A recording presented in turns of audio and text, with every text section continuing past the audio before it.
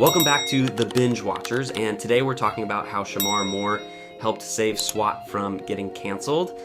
Before we get into this one, make sure to like the video and subscribe. But anyways, let's get into it.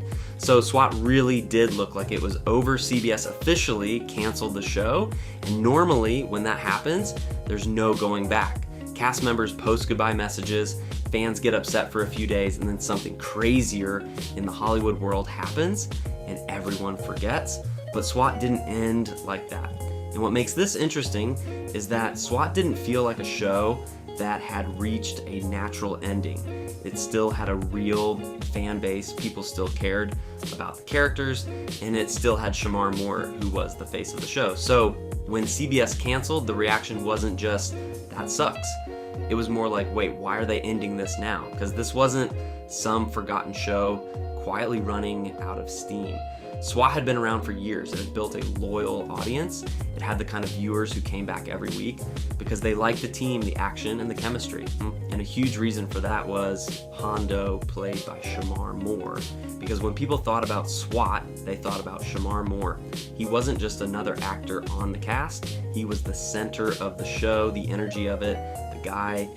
Everything kind of ran through. So now after the cancellation, if Shemar had reacted the way most actors do, this probably would have just been another cancellation story. But Shemar didn't really take the route that we talked about before, where he says his goodbyes. He made it pretty clear he thought CBS made the wrong decision, and now it wasn't just fans complaining online. The start of the show was basically saying the same thing.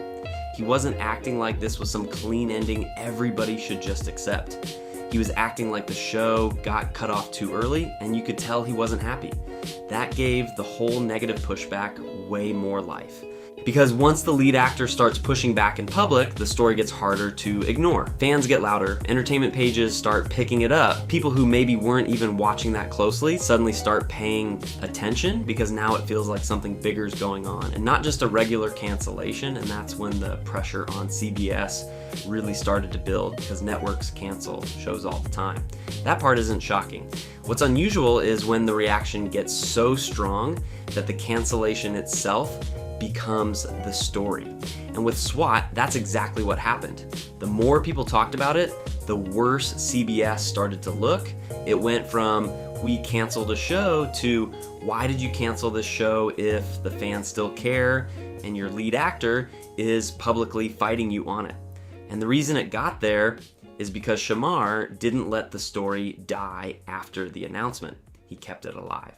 He kept the emotion in it. He made it feel like this wasn't over yet, and that changes how fans respond.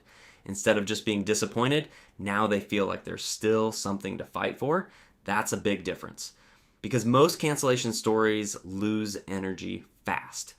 Fans get upset, but after a few days, they accept it because it feels final. Here, it didn't feel final. It felt messy. It felt unfinished. It felt like there was still a chance something could change. And before we go further, comment below. Do you think S.W.A.T would have still come back if Shemar Moore stayed quiet? Or do you think he's the main reason the whole thing flipped? Because honestly, that's the biggest question in this story. And then somehow the crazy part actually happened. CBS reversed the decision and brought S.W.A.T back.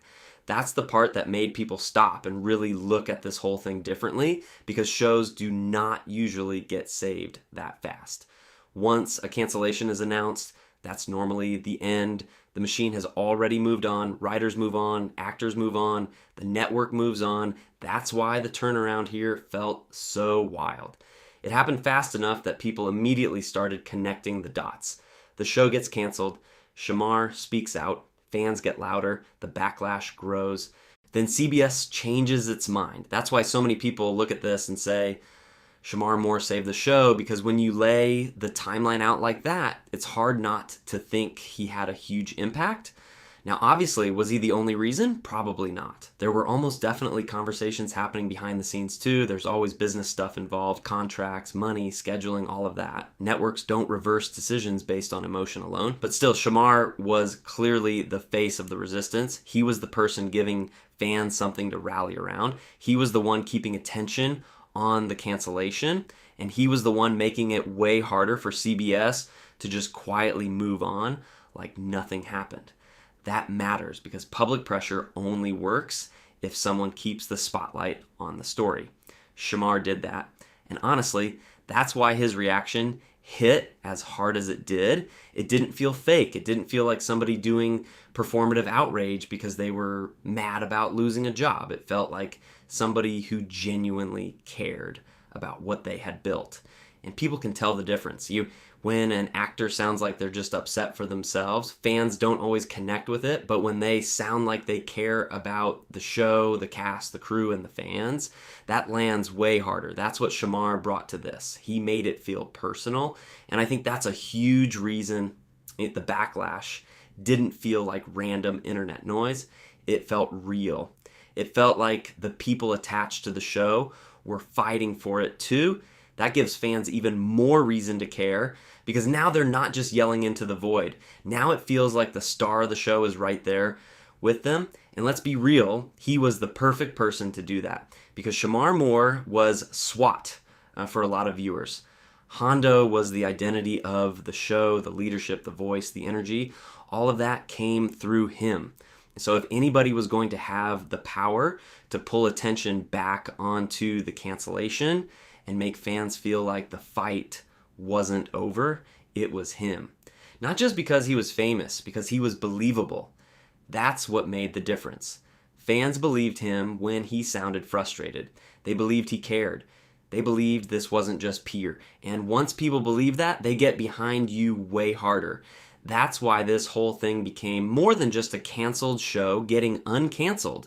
The real story is that once CBS made the decision, Shemar Moore refused to let the show go out quietly. He pushed back, fans rallied behind that, and the whole thing got loud enough that CBS had to take another look. That's what makes this stand out, because most shows never even get that chance. Most shows just end. S.W.A.T didn't. And Shemar is a huge reason why. Because if he had just posted a standard goodbye and moved on, maybe fans still complain for a bit. Maybe a few headlines pop up. But does the story get this big? Does the pressure build like this? Does CBS feel enough heat to change course that quickly? Maybe not. That's why when people say Shemar Moore helped save S.W.A.T, it doesn't really sound exaggerated. It sounds pretty fair. Because even if he didn't single-handedly make the decision himself, he clearly helped create the environment that made a reversal possible. He gave the whole thing emotion, urgency, and a face. And that's a big deal because TV cancellations usually feel cold. This one didn't. This one felt like a fight. And that's why fans still talk about it. Not just because the show came back, but because it came back after it looked dead. It came back after the network had already made its move. It came back after the lead actor pushed back in public instead of quietly accepting it. That's what makes the story stick. So yeah, when people say Shemar Moore saved S.W.A.T from getting canceled, that's not just some dramatic YouTube title. It's honestly pretty close to the truth. And if you enjoyed this video, make sure to like, subscribe, and stick around for more TV deep dives here on The Binge Watchers. And if you want more stories like this one, drop them in the comments too.